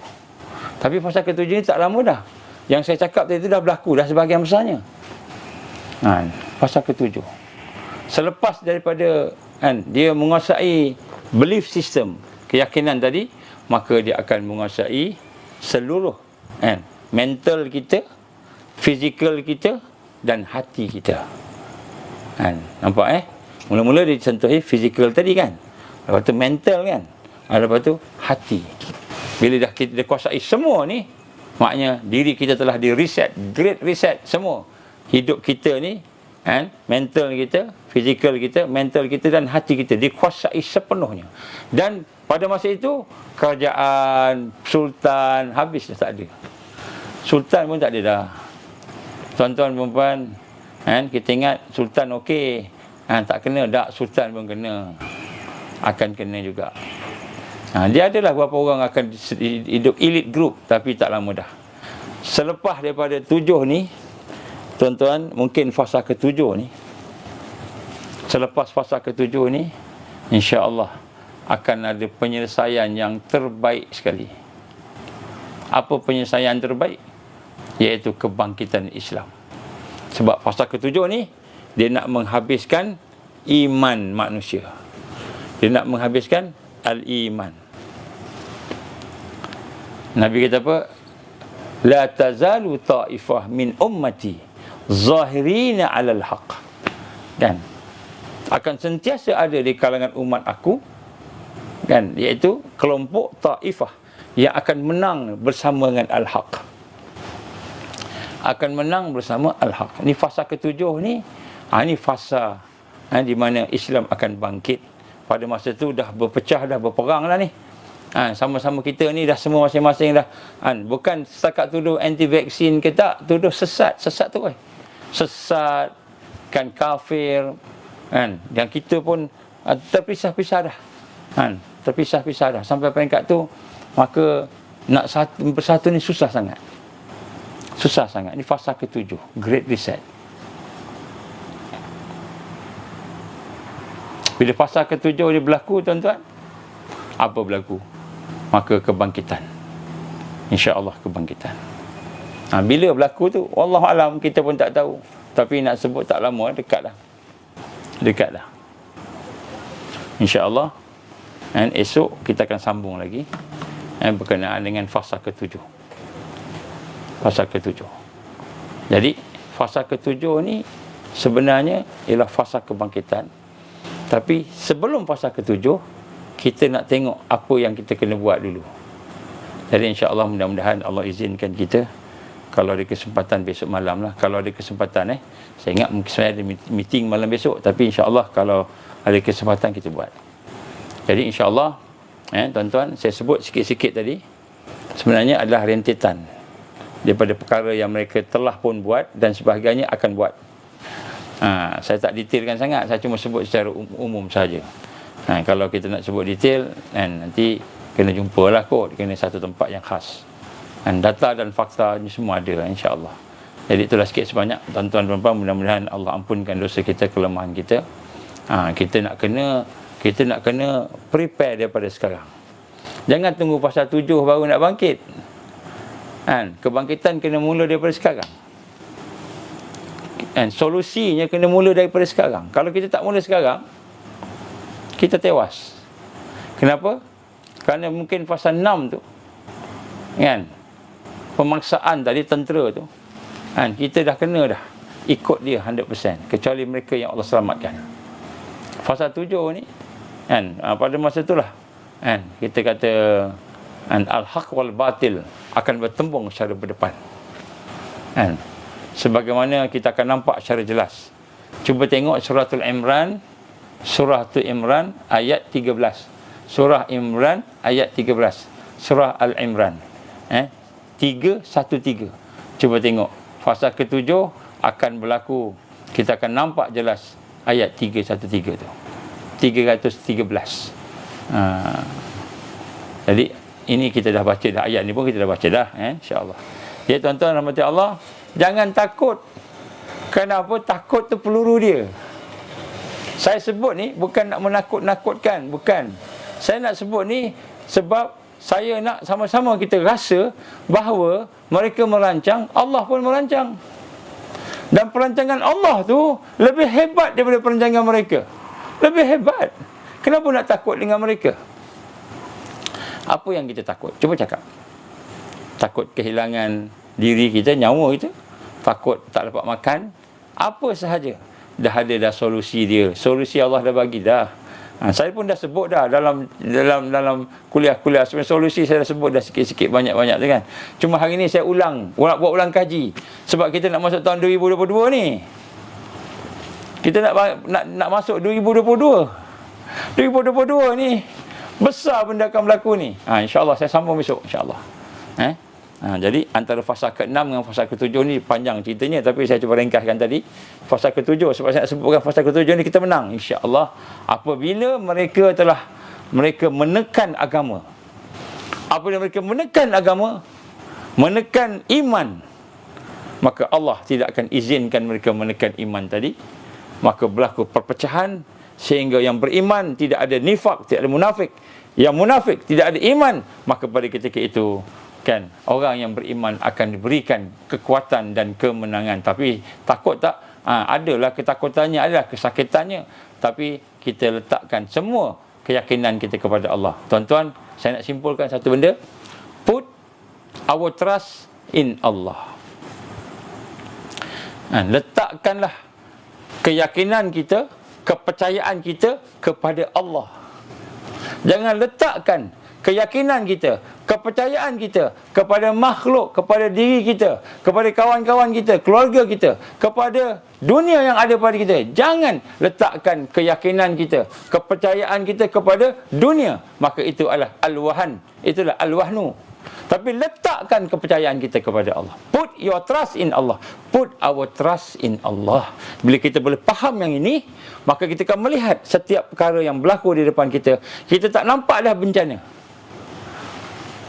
Kita tak nampak ada bencana. Kita nampak apa? Kita nampak itulah perancangan Allah nak bagi Islam menang. Kita tak nampak dah kan bencana. Takut. Tak. Kita nampak ni perancangan Allah nak bagi Islam menang. Itu dia hakikat dia. Sebab selagi kita tidak proses diri kita, meningkatkan diri kita berhadapan dengan tradisi bencana tadi, maka selagi itu kita tidak akan diberikan kemenangan oleh Allah. Jadi bila melihat bencana ni bukan menakutkan, tapi kita melihat ini satu jalan, satu cara, satu wasilah, satu peringkat Allah nak bagi menang kepada umat Islam dengan kemenangan yang cemerlang, kemenangan yang gemilang terbilang. Kita pinjam perkataan Perdana Menteri kita yang dulu, Abdullah Badawi, cemerlang, gemilang, terbilang kan. Kenapa? Allah nak bagi kita menang 100%. Jadi Allah datangkanlah kesusahan. Barulah apa dia? Barulah yang kita buat ni dia jadi bermakna. Bila menang tu betul-betul menang, kita dah melepasi bencana tadi. Jadi dia bukan menakutkan. Bagi orang beriman, dia tak menakutkan, tapi dia merasa ini satu perancangan Allah. Allah nak jadikan benda ni semua, Allah izin, maka kita akan menang. Itu janji Allah kan. Itu janji Allah. Sebab tu tuan-tuan dan Allah, malam ni saya nak tinggalkan dengan satu kesimpulan proses kita. Fikirkan malam ni. Nombor 1, kita dengan Allah ni macam mana? Kita dengan Allah ni macam mana? Hati kita. Yang pertama sekali, hati kita mesti menyerah pada Allah, merasakan diri kita memerlukan Allah. Itu hati kita. Jadi melihat sesuatu kita rasa daripada Allah, ini kita nak perlukan Allah, perlukan Allah, perlukan Allah. Sentiasa kita rasa diri kita ni memerlukan Allah, disebut tadarruk. Ini penyelesaian kepada segala masalah. Jadi bencana dan mengharap bencana ni, proses hati kita ni, kita rasa perlu Allah, kita rasa lemah, kita rasa hina, kita rasa kurang, kita minta ke Allah, minta ke Allah. Kemudian kita meningkat sampai satu peringkat kita merasai kemuliaan Allah. Tadi kita merasa memerlukan Allah kan? Kita amat memerlukan Allah. Peringkat yang paling tinggi, maknanya hati kita telah diseliputi oleh iman. Maka kita akan merasakan bahawa apa sahaja yang kita melihat, apa sahaja yang kita nampak, apa sahaja yang berlaku, kita melihat kebesaran Allah, keagungan Allah. Allahul Azim, Allahu Akbar. Kita akan melihat kebesaran Allah, keagungan Allah. Dan kita akan melihat kehebatan Allah. Allahul Azim, Allahul Azim. Maka kita rasa kemuliaan Allah. Kita pun sebut Ya Hayyu Ya Qayyum Ya Zal Jalali wal Ikram, Ya Hayyu Ya Qayyum Ya Zal Jalali wal Ikram, Ya Hayyu Ya Qayyum Ya Zal Jalali wal Ikram. Bila kita dah mula merasakan kemuliaan Allah dalam setiap yang kita melihat, kita nampak bencana, kita melihat kemuliaan Allah di sana. Kita nampak bencana, kita melihat keagungan Allah di sana. Kita melihat kesusahan, kita merasakan, kita memerhatikan keagungan Allah, kemuliaan Allah, kehebatan Allah. Maka iman kita telah memenuhi seluruh hati kita. Itu tanda dia. Kita melihat keagungan Allah. Tak ada dah takut. La khaufun alaihim walahum yahzanun. Tak ada dah kesedihan, sebab kita melihat keagungan Allah, keagungan Allah, kemuliaan Allah, kemuliaan Allah. Maka di situlah kita akan bangkit. Tak takut dah dengan makhluk. Ini apabila kita dah mula memproses hati kita. Sebab tu saya ceritakan bencana-bencana ni bukan nak takut-takutkan, tapi ceritakan bencana ni supaya kita melihat, yang pertama, perlu kita tadarruk, merendah diri, dan kemudian merasa memerlukan pertolongan Allah. Kita perlukan Allah lebih daripada kita perlukan diri kita sendiri. Kita perlukan Allah lebih daripada segala-galanya. Tadarruk, rendah diri. Maka kita pun tengok bencana, mula-mula proses, kita rasa kita perlukan Allah. Kita minta, Ya Allah, tolonglah Ya Allah, tolonglah Ya Allah, tolonglah Ya Allah. Kita minta. Kemudian bila kita proses, hati kita meningkat, mengenal Allah, akhirnya kita akan rasa Allahul Azim, Allah yang maha agung, Allahu Akbar, Allah yang maha besar. Kita melihat segalanya itu adalah merupakan kemuliaan Allah. Allahul Karim, Allah yang maha mulia. Kita akan nampak kebesaran Allah, keagungan Allah. Maka ketika itulah Allah akan memberikan kemuliaan kepada hamba-Nya yang merasai, yang melihat kemuliaan Allah tadi. Allah akan bagi kemuliaan. Apa kemuliaan? Allah akan bagi karamahnya, Allah akan bagi ma'unahnya, Allah akan bagi kemenangan dan kebangkitan. Allah akan bagi kemenangan dengan ma'unah dan karamahnya, dengan pertolongan, dengan kemuliaannya, dengan perkara yang boleh mencari adat yang luar biasa. Allah pun bagi. Masa bila Allah nak bagi? Ketika hati kita dah mula merasai kemuliaan Allah. Kita tengok makanan, tengok air. Contohlah ni air kan. Tengok air, minum air. Tengok air, kita tak nampak dah air. Kita melihat kehebatan Allah, kemuliaan Allah, keagungan Allah. Kita dah rasa dalam hati kita. Maka ketika itulah Allah akan memberikan karamahnya kepada kita. Karamahnya diberi pada kita. Allah akan bagi kemuliaan, akan bagi sesuatu kekuatan. Allah akan beri satu kekuatan sehingga kita boleh menang. Dan akhirnya Allah berikan kekuatan untuk bangkit, menang, kalahkan semua, habiskan semua bencana-bencana yang ada ni. Maka hidup dalam keadaan aman, damai. Ini dia. Jadi orang beriman, dia tak melihat bencana dengan sedih. Walaupun hatinya sedih, tapi dia melihat bencana dengan satu perasaan. Dia memerlukan Allah. Kemudian meningkat, akhirnya melihat bencana, tak nampak dah dia perlukan Allah. Dia dah redha dengan Allah tadi, maka dia rasa, Ya Allah, bencana ni semua adalah tanda kemuliaan Kau, Ya Allah, tanda kehebatan Kau, Ya Allah, tanda keagungan Kau, Ya Allah, tanda kemuliaan Kau, Ya Allah. Maka dia pun mengabdikan diri kepada Allah. Masa tu Allah tolong dia, Allah tolong dia, Allah bantu dia, Allah bantu dia, Allah bagi karamah, Allah bagi kekuatan untuk bangkit dan menang dengan semenang-menangnya bersama dengan Al-Mahdi Al-Muntazar. Jadi sebab itu tuan-tuan, apa yang saya sebut malam ni bukan menakutkan, tetapi menggembirakan, memberikan ketenangan. Bukan kita nak takut, tak. Memang kita nampak lah dia hebat tadi, tapi kan bencana tadi macam-macam. Itu pun saya cuba ringkaskan, sebenarnya panjang ceritanya tu, tapi itulah maknanya kita nak kena rasa. Sebab tu tuan-tuan, perkara yang paling penting kepada orang beriman ialah dia menjaga hatinya. Sebab tu tuan-tuan, marilah sama-sama kita kenal Allah. Kita tajdidkan semula syahadah kita. Mentauhidkan Allah dalam segala perkara. Kita mengesakan Allah, mengenal sifat-sifatnya, wujud, qidam, baqa, sifat-sifat Allah tu. Kita kenal sifat-sifat dia, kita kenal nama-namanya, Ar-Rahman, Ar-Rahim, Al-Malik, Al-Quddus, As-Salam. Kita kenal nama-nama dia balik. Kita kenal af'al, perbuatannya. Jadi bila kita dah mula kenal perbuatannya, sifatnya, namanya, maka insya-Allah kita akan diberi kekuatan oleh Allah. Maka be happy, don't worry. Be happy, don't worry. Selagi kita ada kepercayaan, trust kepada Allah. Put your trust in Allah. Put our trust in Allah. Bila kita yakin dengan Allah, percaya dengan Allah, kita bergantung dengan Allah, bersama dengan Allah, maka hati kita akan terpelihara daripada peluru-peluru. Peluru-peluru yang disebut tadi. Takut kepada makhluk, sedih kerana makhluk. Alhamdulillah. Baik, insya-Allah mudah-mudahan Allah ampunkan dosa kita. Insya-Allah marilah sama-sama kita bersyukur, dan Allah dah memberikan kepada kita satu kefahaman yang jelas tentang bagaimana kita mahu bersama-sama dengan kemenangan dan kebangkitan di akhir zaman ini. Insya-Allah. A'udzubillahi samil alim minasyaitonir rajim. Bismillahirrahmanirrahim.